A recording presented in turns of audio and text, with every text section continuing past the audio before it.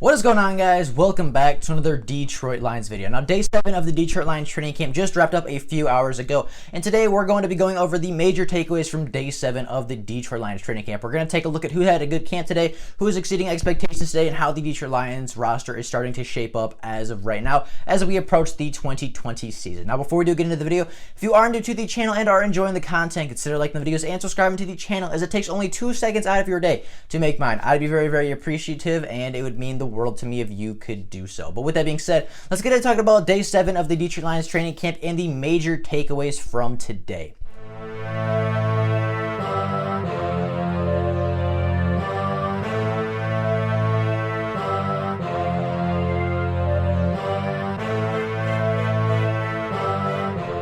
Now, the first thing I want to mention is that today the Detroit Lions did not practice in very good weather conditions. It was very rainy, very gross outside. The balls were very slippery, and you might not say that's not newsworthy, but it's kind of important to see how the players are going to play when the conditions aren't great. It's great if they can play when it's sunny and everything's dry and easy to play in, but chances are if we play in outdoors if we play in, or when we play in the outdoor stadiums, the weather is not going to be perfect every single time. So it is important to see how the rookies, how the veterans, and how everybody plays in poor weather, and it seemed as though the weather did not affect the Detroit Lions today. So I wanted to mention that early, and then moving on to the injury report, both DeAndre Swift and Bo Scarborough were back in practice today. However, they did not do a whole lot, as the Detroit Lions organization is taking it kind of slow with their recovery, being just cautious, making sure that they don't push them too hard too early and then they get re-injured. So both those players were back in practice today. However, they were very limited, and the only player to miss practice today was left guard Joe Dahl. He did not practice today, which gave left guard Ode Ibushi a chance to play with the number 1 roster. So, with injuries out of the way, let's get into the major takeaways as far as playmaking and who played well today. Now, the first guy I got to take a look at and give a shout out to is Tracy Walker. This dude absolutely dominated training camp today. I mean, whether it's the one-on-ones or the 11-on-11s, he played very, very well. But in the one-on-ones, he absolutely excelled, as he did not allow a single completion in the one-on-ones against any tight end he played, and actually had a really, really nice interception. In his first rep in the 1v1s, he played against TJ Hockenson, and his coverage was so tight and he was so close to TJ Hockenson that Matthew Stafford did not even attempt to throw the ball, and we know Matthew Stafford likes to fit those into tight windows. So if Matthew Stafford didn't even feel like attempting that pass, that Tracy Walker's coverage was on point, and he was right there with TJ Hockenson, who, as we've talked about before, is having a really good training camp. So if Tracy Walker's locking up that guy, I mean, that's really good for Tracy Walker, and he had a really good day against TJ Hockenson.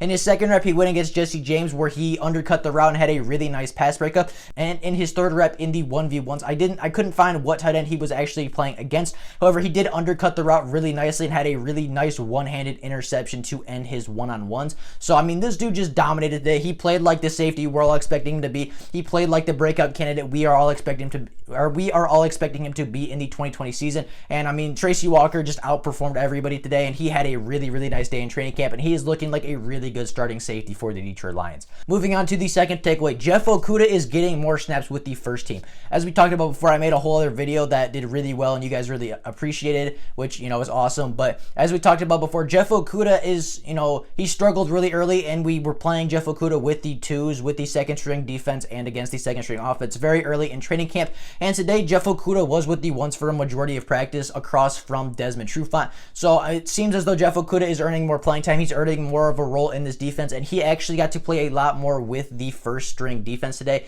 And as we talked about a couple days ago, Jeff Okudah is starting to play much better. He's starting to look like that 3rd overall pick, and if he's getting more reps with the first team, that shows me that he is getting up to speed very, very quickly. And by time week 1 rolls around, it only took Jeff Okudah 1 week to get with the 1s, and he has 3 more weeks to prepare for the Chicago Bears. So when that happens, if he has 3 more weeks to improve even more, Jeff Okudah is going to be a very good cornerback for the Detroit Lions when the Chicago Bears come to Detroit. Now, if you did not know, on the 6th day of training camp, Reggie Ragland had a 100-yard pick 6 on Matthew Stafford. Now, Reggie Ragland, I've talked about him before. I think he's okay. I've made a video talking he might be cut. He might be one of those surprise cuts, but if he keeps playing like the way he's playing right now, there's no way he gets cut. As I said, the other day he had a 100-yard interception on Matthew Stafford, and today he had a safety on the goal line defense. So, I mean, he's making plays. He's continuing to make plays. He's playing very, very well in training camp, and if he's continuing to make plays, if he is continuing to get those interceptions, if he is continuing continuing to make safeties and make big tackles for losses and just be a general playmaker in that linebacking core, then he's definitely going to make the roster and he's definitely going to earn himself some playing time. And if that does happen, then I will fully admit that I was wrong. And so far, it seems as though I was wrong in that, Reggie Ragland is starting to make a bunch of plays for the linebacking core. And if he continues to do so, he's going to be a very good linebacker and he is going to help out this linebacking core tremendously. I think the biggest takeaway today, outside of Tracy Walker, is that the kick return position is one of the most competitive on the team. As today, the Detroit Lions had 5 different players competing for that kick return / punt return role.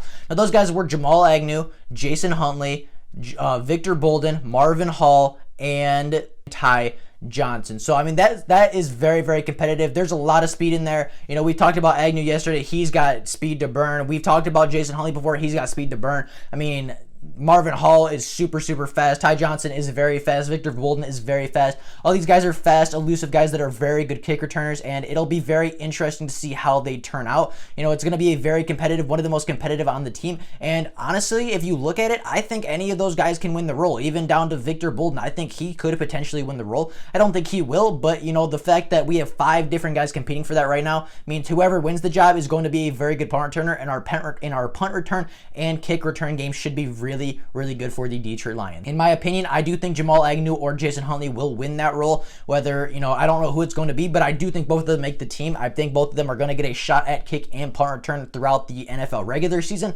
And those are my 2 favorites right now to win the role. But as I said, it's very competitive, and any of those 5 guys, or they could even add a 6th guy if they feel like it's needed. Any of the guys that are participating and competing for that kick return role right now could very well win the job, and whoever wins the job is going to be a fantastic kick returner for the Detroit Lions, as I said. Speaking of Jason Huntley, he had a really nice goal line touchdown today against the Detroit Lions team drills. He got out in open space and made a guy miss, and just showed his playmaking ability. He showed his burst, his twitch. He showed really good playmaking ability out in space and had a really nice goal line touchdown for the team drills. Now, as we talked about before, I think Jason Huntley is going to be a big part of this offense. I think he's going to get a couple touches a game, but he's going to make those touches count. He's going to get big yards out of those touches, and he's going to be a very big part of the Detroit Lions offense this year, and he's going to be one of the most explosive players on this offense if he continues to play well. Jason Huntley, I heard, struggled early in, pass protection on Matthew Stafford. I heard he struggled in pass protection early in training camp. I heard he kind of struggled early in training camp in general, but, today he got that first touchdown. He got his first really big play, made a guy miss, and, that's really good to see. And hopefully Jason Huntley just continues to go up from there and continues to carve out a role as that, scatbag J.D. McKissic-esque role that we all expect him to have. And then the last major takeaway is that Taylor Decker is playing at an absolutely elite level. Now, we know how good Trey Flowers is. We know, we paid him $90 million to be here. He led the team in sacks last season. He was one of the best pass rushers he was the Detroit Lions' best pass rusher last year, and you could generally make an argument that he is a top 10 pass rusher in the NFL. Now, Taylor Decker in training camp so far has only lost a single rep to Trey Flowers, and reports say that rep that he lost was very debatable whether he could have got back in the play and, disrupted Trey Flowers or not. They say the rep that Taylor Decker lost was kind of debatable, very questionable whether he actually lost that rep or not. So I don't know what that means exactly, but the fact that Taylor Decker is having this elite kind of training camp, he's having this elite where he's shutting down every single defensive lineman, and the only defensive lineman to even have an argument that he beat Taylor Decker on a rep so far is Trey Flowers, who is by far our best pass rusher, says a lot about Taylor Decker. Now, as we know, Taylor Decker is going into his contract season. He's trying to earn that next contract, and he is looking really, really good in training camp so far. And if he goes into this season looking like the training camp type Taylor Decker so far, the guy that's not giving up any sacks, not giving up any pressures, not losing any reps against some of the best pass rushers in the NFL, then I have no problem giving Taylor Decker that next big contract. And if he's going to play like this, if he's going to, this is the year that Taylor Decker finally figures it out, finally fully recuperates from that shoulder injury that he had a few years ago and starts playing really, really good again, then I have no problem paying Taylor Decker. And so far in training camp, this dude is mauling. This dude is having a fantastic training camp, and as I said, has only lost 1 rep debatably in training camp in the first 7 days. So with that being said, though, that is all I got for you guys today. Those are my major takeaways from training camp so far. As I said, some of these guys are absolutely dominating. Taylor Decker is dominating in training camp. Tracy Walker is dominating in training camp, and all of the Detroit Lions so far are looking really, really good, and they're looking very competitive for the 2020 NFL season. But with that being said, though, that is all I got for you guys today. Those are my major takeaways from day 7 of the Detroit Lions training camp. I will be back tomorrow with more takeaways from day 8 of training camp. But with that being said, there is Lions news before tomorrow. I'll obviously make a video letting every single person know. But until then, that is all I got for you guys today. I will be back tomorrow with more Detroit Lions content, hopefully more Detroit Lions training camp news, and we can get a clearer image still on how this roster is looking and how it is going to turn out for the 2020 season. But with that said, that's all I got for you guys today. I hope you guys enjoyed the video and have an absolutely fantastic rest of your day. If there is no Lions news before tomorrow, I will see all of you tomorrow with more Detroit Lions content. But if not, then I'll see y'all later. Bye, guys.